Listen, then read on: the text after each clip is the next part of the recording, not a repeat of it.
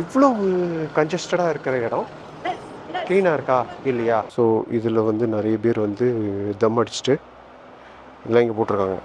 இப்போ coffee tumbler, அதுக்கப்புறம் இந்த கேனு இதெல்லாம் போட்டிருக்காங்க. ஹேரோ மாதிரி இருக்கிற ஏரியாஸில் வந்து இப்போது ரீசெண்டாக அந்த பான் போட்டு நிறைய துப்புறாங்க. ஸோ அதனால் அந்த ஏரியாவில் வந்து ரொம்ப ஸ்ட்ரிக்டாக என்ஃபோர்ஸ் பண்ணுறாங்க.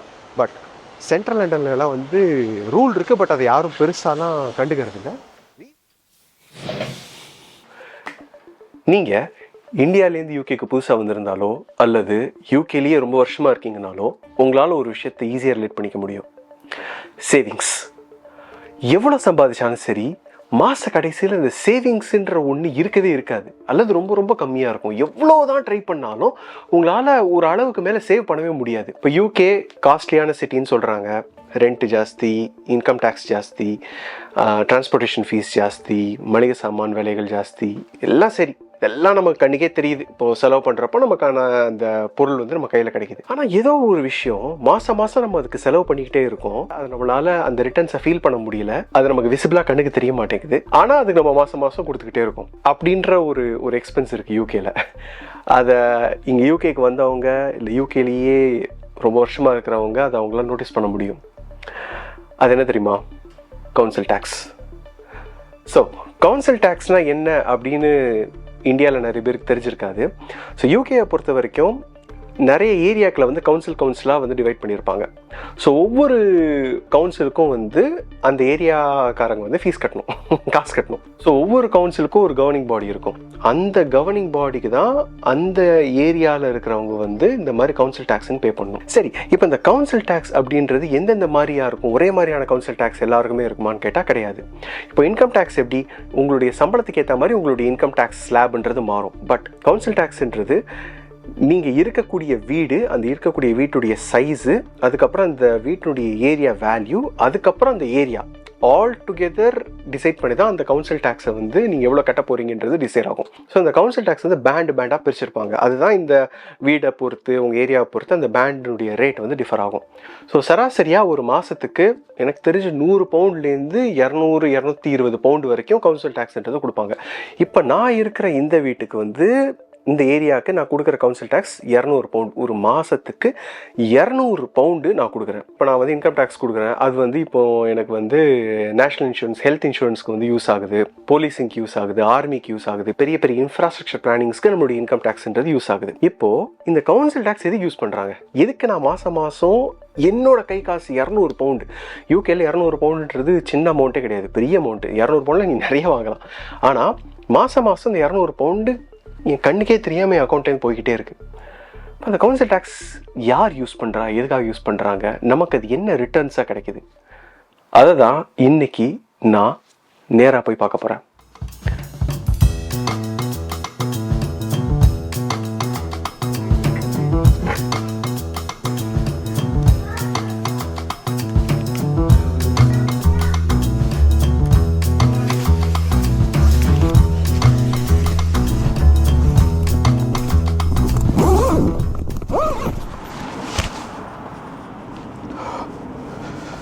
ஹாய்.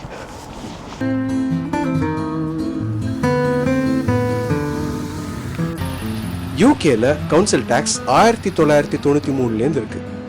ஒரு வருஷத்துக்கு சராசரியா 40 பில்லியன் பவுண்டுக்கு மேல ஒவ்வொரு கவுன்சிலும் கவுன்சில் டேக்ஸ் வந்து வசூலிக்கிறாங்க.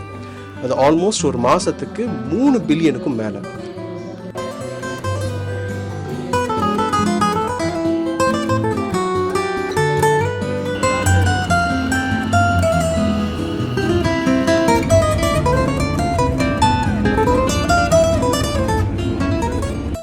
கவுன்சில் டேக்ஸை பற்றி புரிஞ்சுக்கிறதுக்கு லண்டன்லேயே தி மோஸ்ட் பாப்புலரான வெஸ்ட்மின்ஸ்டர் கவுன்சில் தான் போகிறோம்.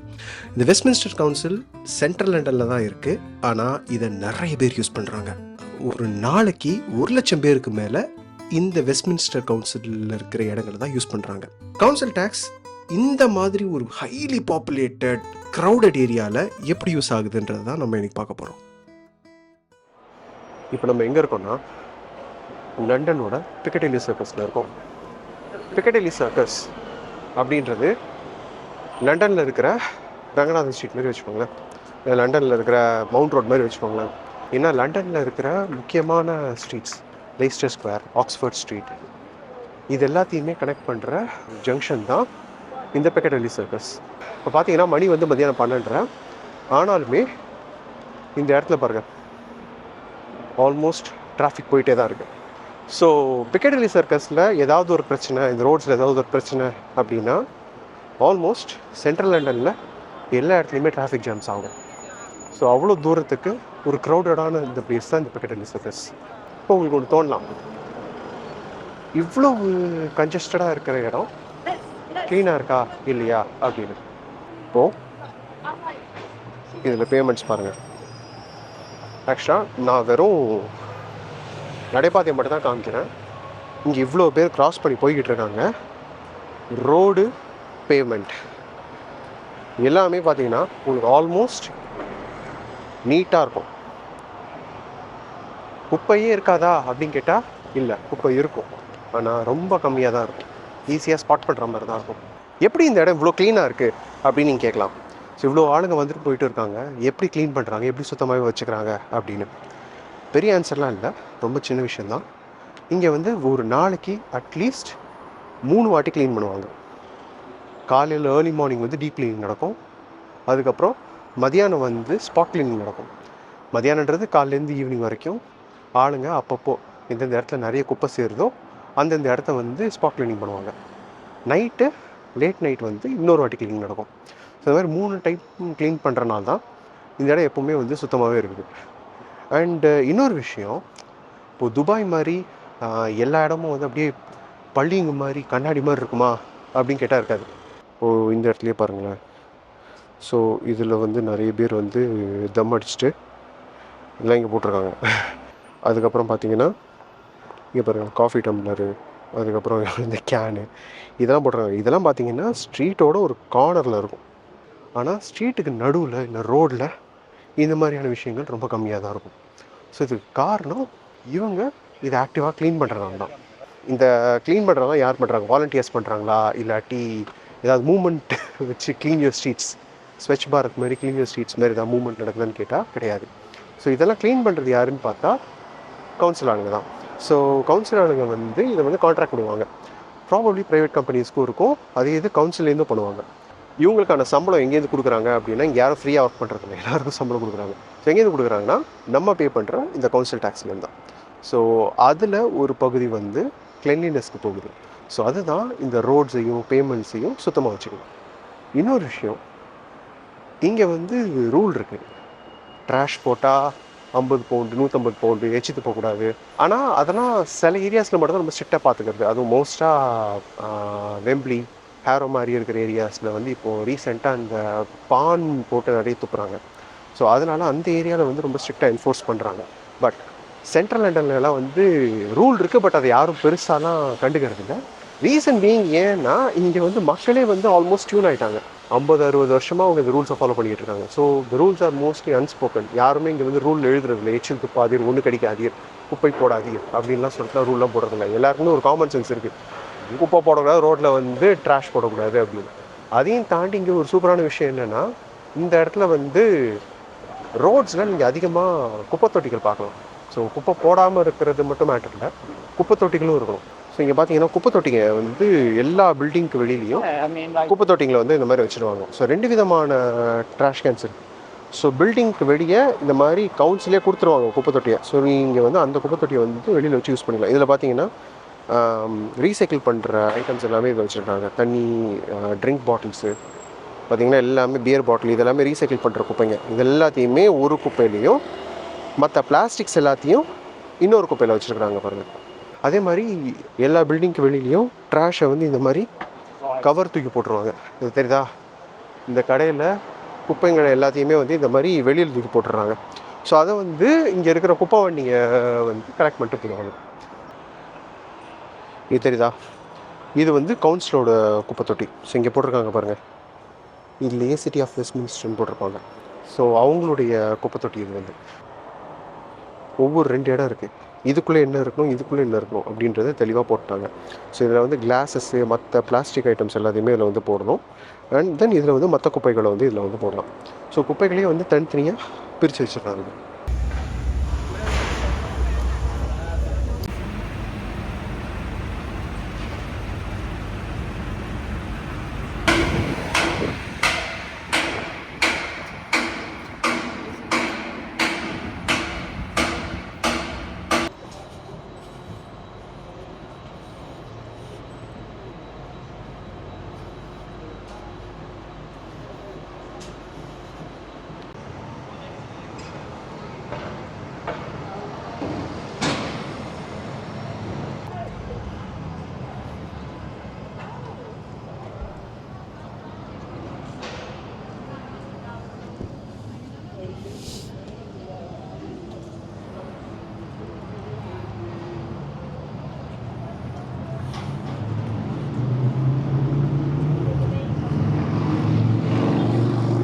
ஸோ கவுன்சில் டேக்ஸினுடைய ஒரு முக்கியமான chunk waste collection and street கிளீனிங்க்கு தான் யூஸ் பண்ணுறாங்க.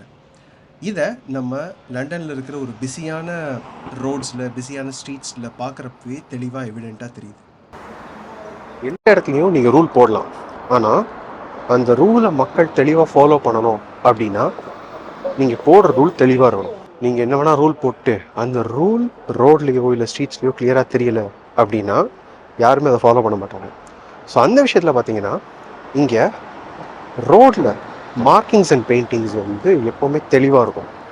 காமிக்கிற பாருங்கள், இப்போது நம்ம ஒரு சின்ன ஸ்ட்ரீட்டில் தான் இருக்கோம். நம்ம இந்த பிக்கடலி சர்க்கஸ்லேருந்து உள்ளுக்குள்ள ஒரு சின்ன ரெசிடென்ஷியல் ஏரியாவுக்குள்ள தான் வந்திருக்கோம். இங்கே ரோட் மார்க்கிங்ஸ் வந்து எவ்வளோ தெளிவாக போடுறாங்க பாருங்கள். ஸோ இந்த ரோட்டில் நீங்கள் காரில் வரீங்க அப்படின்னா இந்த ரோட் மார்க்கிங்ஸ் நீங்கள் மிஸ் பண்ண வாய்ப்பே இல்லை. என்ன போடுறாங்க பாருங்கள், பிக்கடலி சர்க்கஸ்க்கு வந்து நீங்கள் வந்து லெஃப்டில் திரும்பணும், அதே இது ஹைட் பார்க் போகணுன்னா ரைட்டில் திரும்பணும்னு போடுறாங்க. ஸோ இங்கே நீங்கள் கூகுள் மேப்ஸ் யூஸ் பண்ணாலும் சரி யூஸ் பண்ணாட்டியும் சரி, நீங்கள் எங்கே போகணுன்னு உங்களுக்கு தெளிவாக தெரிஞ்சதுன்னா இந்த மாதிரி காரில் வர்றப்போ இந்த மாதிரி மார்க்கிங்ஸை பார்த்துட்டு உங்களால் ஈஸியாக அந்த டைரக்ஷனுக்கு போக முடியும். இப்போது அந்த சைடு க்யூவாக இருக்கிற கார்ஸ் எல்லாமே பார்த்தீங்கன்னா ஹைட் பார்க் போக வேண்டிய கார்ஸ். இந்த லேனில் இருக்கக்கூடிய கார்ஸ் எல்லாமே வந்து பிக்கடலி சர்க்கஸ் போக வேண்டிய கார்ஸ். ஸோ யாருமே வந்து இந்த ரூல் தெளிவாக இருக்கிறதுனால யாருமே இங்கேயும் எங்கேயும் குண்டக்கெல்லாம் போக மாட்டாங்க. அதனால் உங்களுக்கு வந்து டிராஃபிக் ஜாமே இருக்காது. எல்லாருக்கும் எங்கே போகணுன்றது தெளிவாக தெரியும். அந்தந்த லேனில் கரெக்டாக நின்றுவானுங்க. ஸோ பிக்கடலி சர்க்கஸ் லெஃப்ட் திரும்புகிறவன் ரைட்டில் போயிட்டு அப்படி லெஃப்டில் திரும்ப மாட்டாங்க. நம்ம ஈஸியாக சொல்கிறோம் நம்ம ஊரில் வந்து ரூல்ஸை மக்கள் ஃபாலோ பண்ண மாட்டேன்றாங்க அப்படின்ட்டு. ரூலை முதல்ல தெளிவாக இருந்தால் தான் மக்கள் அதை ஃபாலோ பண்ணுவாங்க. இப்போ ரொம்ப சிம்பிள், இங்கே வந்து கார் ரோடில் வந்து street parking. So street parking குண்டக்க மடக்க எல்லா இடத்துலையும் பண்ண முடியுது. அதனால என்ன பண்ணியிருக்காங்க பாருங்கள், மார்க்கிங்கே வச்சுருக்காங்க ரோட்டில். இது ஒன்றும் ஒரு ப்ரைவேட் ரோடெலாம் இல்லைங்க, கவர்மெண்ட் ரோடு. கவர்மெண்ட் ரோடில் ப்ராப்பராக மார்க்கிங்ஸ் வச்சுருப்பாங்க, இந்த இடத்துல தான் கார் நிறுத்தணும் அப்படின்னு. இங்கே பாருங்கள், எல்லா இடத்துலையும் அந்த மார்க்கிங்கில் தான் கார்ஸ் எல்லாமே நிறுத்திருப்பாங்க. ஸோ ரூலை வந்து தெளிவாக போடணும். அதை இங்கே இருக்கிற கவுன்சில் வந்து ப்ராப்பராக பண்ணுவாங்க. இது ஒரு சின்ன ஸ்ட்ரீட் தான், ஓகேவா? இது ஒன்றும் ஒரு மெயின் ரோடெலாம் கிடையாது. ஸோ இந்த இடத்துல ஒரு ஜெப்ரா கிராசிங் இருக்குது. ஸோ ஜெப்ரா கிராசிங் எவ்வளவு நுணுக்கமாக பண்ணியிருக்காங்கன்னு பாருங்கள். ஸோ ரோட்லேருந்து வர்றப்போ இந்த பெயிண்ட் வந்து கிளியராக தெரியும். அதையும் தாண்டி இந்த மாதிரி ஒரு ஃப்ளாஷிங் லைட் கொடுத்துருப்பாங்க ஜெப்ரா கிராசிங்க்குன்னு. ஸோ காரு மக்கள் ரெண்டு பேருமே இங்கே வர்றப்போ ஆட்டோமேட்டிக்காக இந்த ஜெப்ரா கிராசிங் உங்களுக்கு தெரிஞ்சிடும். அதே மாதிரி இன்னொரு சூப்பரான விஷயம் பாருங்கள், இந்த இடத்துல தெளிவாக கொடுத்துருவாங்க எங்கேருந்து டிராஃபிக் வரும், லுக் ரைட். ஸோ ரைட்லேருந்து இந்த இடத்துல கார்ஸ் வரும், புரியுதா? இதை நீங்கள் போடணுன்ற அவசியமே இல்லையே. நடக்கிறப்ப நீ எங்கே வேணால் பார்த்துட்டா, ரெண்டு சைடு ரோடை பார்த்துட்டான்னு சொல்லிக்கலாம். ஆனால் இங்கே வந்து எந்த அளவுக்கு நுணுக்கமாக போட்டிருக்காங்கன்னா லுக் ரைட்டுன்னு தெளிவாக போட்டிருப்பாங்க. ஏன்னா நம்ம இங்கே நடக்கிறப்போ ரைட் சைட்லேருந்து டிராஃபிக் வரும், அதை பாருங்கன்னு. ஸோ இந்த மார்க்கிங்ஸ் எல்லாம் இருக்குல்ல, இந்த மார்க்கிங் பெயிண்டெல்லாம் வந்து சீப் கிடையாது, இதெல்லாம் பயங்கர எக்ஸ்பென்சிவ். ஸோ அண்ட் தென் இந்த ஊரில் பார்த்தீங்கன்னா அடிக்கடி மழை வரும் யூகேல. ஸோ இந்த பெயிண்டிங்ஸ் வந்து அடிக்கடி அழிஞ்சு போய்கிட்டே இருக்கும். அதனால் ரோட் மார்க்கிங்ஸ் போடுறப்போ அடிக்கடி இந்த பெயிண்ட்டை வந்து புதுப்பிச்சுக்கிட்டே இருக்கணும், இல்லாட்டி பெயிண்ட் அழிஞ்சிடும். ஸோ நம்ம பே பண்ணுற கவுன்சில் டேக்ஸில் ஒரு சைஸபிள் ஷேர் வந்து ரோட் மார்க்கிங்ஸை வந்து பெயிண்ட் பண்ணுறதுக்கே அவங்க வந்து பெயிண்ட்டும் ரீபெயிண்ட் பண்ணுறதுக்கு அவங்க வந்து செலவு பண்ணுறாங்க. ஸோ கவுன்சில் டேக்ஸினுடைய ஒரு சங்க் வந்து ரோடை பெயிண்ட் பண்ணுறதுக்கு மட்டும் இல்லைங்க, இந்த மாதிரி டிராஃபிக் மார்க்கிங்ஸை வந்து ரோடில் மெயின்டைன் பண்ணுறதுக்கும் யூஸ் ஆகுது.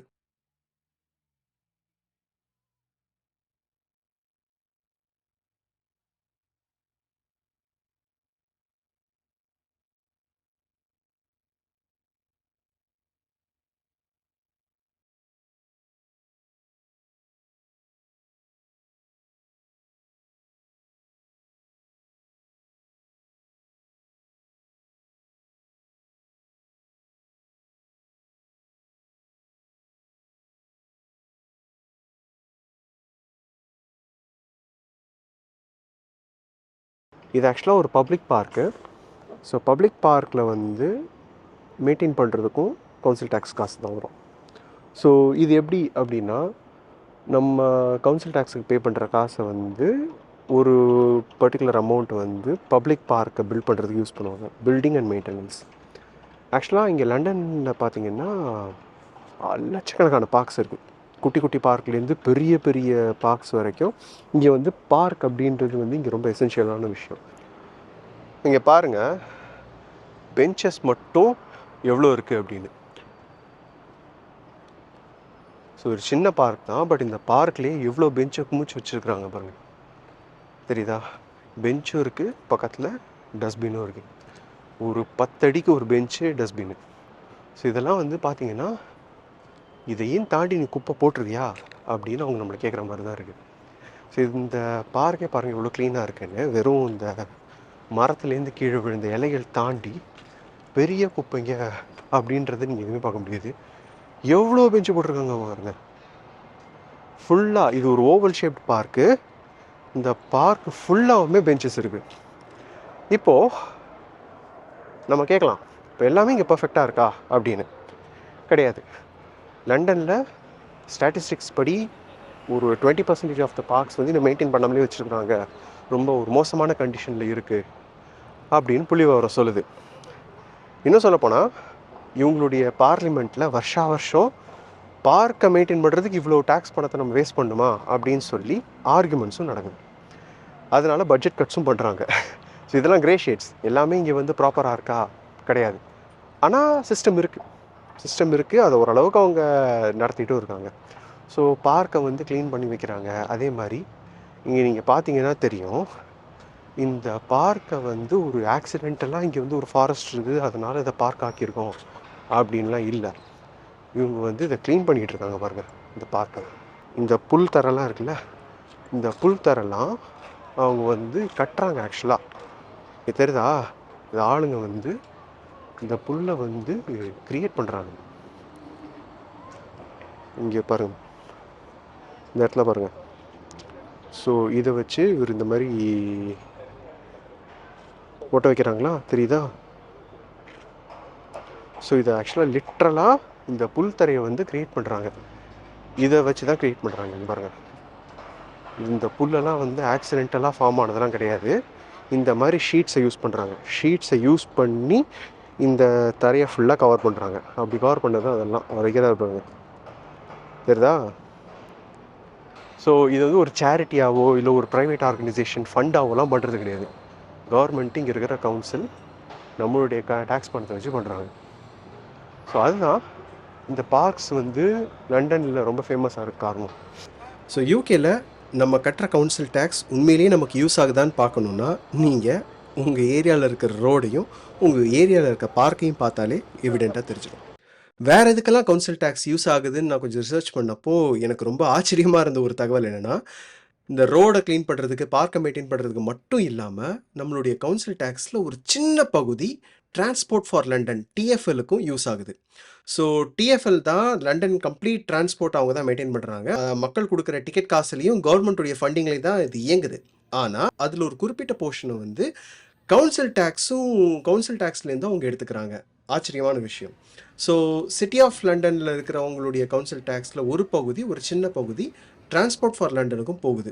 அதுதான் இந்த டியூப் ஸ்டேஷனை சுத்தமாக வச்சுக்கிறதுக்கும் க்ளீனாக நீட்டாக சேஃபாக வச்சுக்கிறதுக்கும் யூஸ் ஆகுது. சிட்டியில் நடந்து பார்க்குறப்ப தான் தெரியுது நம்ம கவுன்சில் டேக்ஸ் வந்து எது எதுக்கெல்லாம் யூஸ் ஆகிட்டு இருக்குன்னு. நம்ம நடந்து போகிற சாலைகள், பிளாட்ஃபார்ம், அங்கங்கே இருக்கிற பூங்காக்கள், ஸ்ட்ரீட் லைட்ஸு, டிராஃபிக் லைட்ஸு, ரோடில் போட்டிருக்க பெயிண்ட்டு, ஜீப்ரா கிராசிங்க்கு மேலே இருக்கிற பச்சை கலர் லைட்டு, இது எல்லாத்துக்குமே கிட்டத்தட்ட நம்மளுடைய கவுன்சில் டேக்ஸ் தான் யூஸ் பண்ணிகிட்டு இருக்காங்க. ஆனால் இது எதுவுமே நம்ம கண்ணுக்கு ஆப்வியஸாக தெரியாது ரோட்டில். ஏன்னா இது எல்லாமே சைலண்ட் ஃபீச்சர்ஸ். இது எல்லாமே வந்து கிட்டத்தட்ட நம்ம உடம்புல ஓடுற பிளட் மாதிரி நம்ம கண்ணுக்கெலாம் பெருசாக தெரிய போகிறதில்ல. ஆனால் இதில் ஏதாவது ஒரு விஷயம் நின்னா கூட நம்மளால் நம்மளுடைய டே டு டே லைஃப்பை ப்ராப்பராக தொடங்க முடியாது. கவுன்சில் டேக்ஸ் அப்படின்றது வந்து இந்த சிட்டிக்கும் நமக்கும் இருக்கிற ஒரு அக்ரிமெண்ட். யூகேல எல்லாமே கரெக்டாக இருக்கா, ப்ராப்பராக இருக்கா? கிடையாது. இங்கேயும் பிரச்சனைகள் இருக்குது. இங்கேயும் சில ரோட்ஸ் வந்து ரொம்ப கேவலமாக இருக்கும். இங்கேயும் சீவேஜ் சிஸ்டம் அப்பப்போ பைப்பெல்லாம் உடஞ்சி தண்ணிலாம் வெளியில் வரும். யூகேயில் இருக்கிற இந்த system may not be the most perfect system. ஆனால் இது ஒரு ஃபங்க்ஷனிங் சிஸ்டம். பேர் மினிமமாக இது ஒர்க் ஆகிட்டு இருக்கு. ஒரு செயல்படுற ஒரு சிஸ்டம். அதான் நான் இன்றைக்கி நோட்டீஸ் பண்ணேன். ஸோ ஃபைனலாக things that concerns us the most are something that we badly notice. இதை நான் இன்னைக்கு புரிஞ்சுக்கிட்டது. அடுத்த வீடியோவில் பார்க்கலாம். Good by.